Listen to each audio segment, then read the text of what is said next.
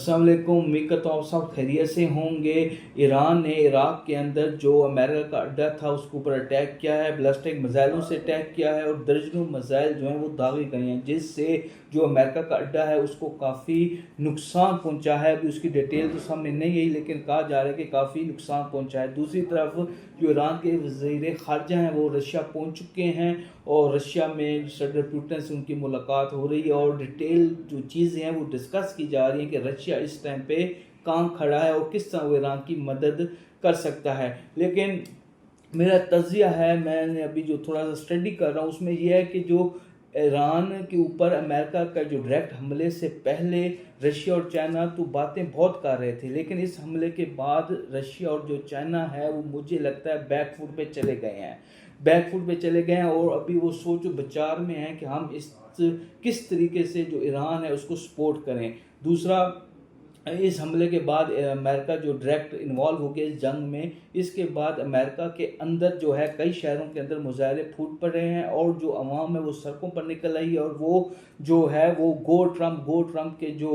नारे हैं वो लगना शुरू हो गए और ट्रम्प हमें नहीं चाहिए, इस तरह के नारे लगना शुरू हो गए, क्योंकि अमेरिका भी समझती है कि इन हालात के अंदर जो अमेरिका की अवाम है, अमेरिका है वो जंग अफोर्ड नहीं कर सकता और अमेरिका की जो अवाम है वो इस जंग के ख़िलाफ़ है। अब देखते हैं ये जो चीज़ अगर बढ़ती है, मुजाहरे बढ़ते हैं, जो मुखालिफ पार्टी है उस चीज़ का फ़ायदा उठाती है, तो डोनाल्ड ट्रंप की जो पॉलिटिकल पोजीशन है अमेरिका के अंदर वो क्या होगी। इस्टेब्लिशमेंट के साथ तो अमेरिकन इस्टेब्लिशमेंट के साथ ट्रंप की ऑलरेडी नहीं बनती, लेकिन अगर पॉलिटिकल तौर पे भी चीज़ें अमेरिका के अंदर ट्रंप के ख़िलाफ़ होना शुरू हो गई तो कहीं सियासी तौर पर जो चीज़ें हैं वो उस तरफ जा सकती हैं। दूसरा, अगर पाकिस्तान की तरफ आ जाए, पाकिस्तान की सियासत जो मौजूदा सियासत है उस पर थोड़ी सी बात कर लें तो जो KPK का बजट का इशू बना हुआ था उसमें कई टेक्निकल चीज़ें थी। इमरान खान से पास कराने के बाद, अप्रूवल लेने के बाद जो असम्बली थी, KPK की असम्बली थी, वो चाह रही थी कि इस बजट को पास किया जाए, लेकिन उसमें क्योंकि इमरान खान से डिटेल मुलाकात नहीं हो पा रही तो उसमें डिले भी नहीं किया जा सकता। तो उस वजह से जो KPK की असम्बली का जो बजट है वो अगले 1-2 दिन के अंदर पास करा लिया जाएगा, इसको ज़्यादा डिले नहीं किया जाएगा, क्योंकि फिर जो चीज़ें सियासी तौर के ऊपर बहुत ज़्यादा ख़राब हो जाएंगी KPK के अंदर। दूसरा, जो पंजाब गवर्नमेंट ने खर्चा किया है, लाशें उठाने का जो खर्चा है वो सुनने में आ रहा है, चीज़ें आ रही हैं सामने कि 30 अरब रुपया लगा है पूरे पंजाब के अंदर। पंजाब जो साफ़ सुथरा पंजाब आप सुनते हैं वो आप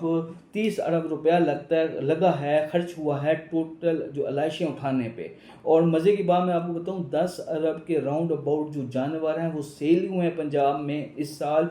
बकरा ईद के ऊपर, और उससे 3 गुना 4 गुना ज़्यादा खाली लाशें उठाने पे इन्होंने लगा दिया है। ज़ाहिर बात है इसमें बहुत बड़ी करप्शन है और करप्शन है और इसका अब देखते हैं आगे क्या निकलता है, लेकिन बहुत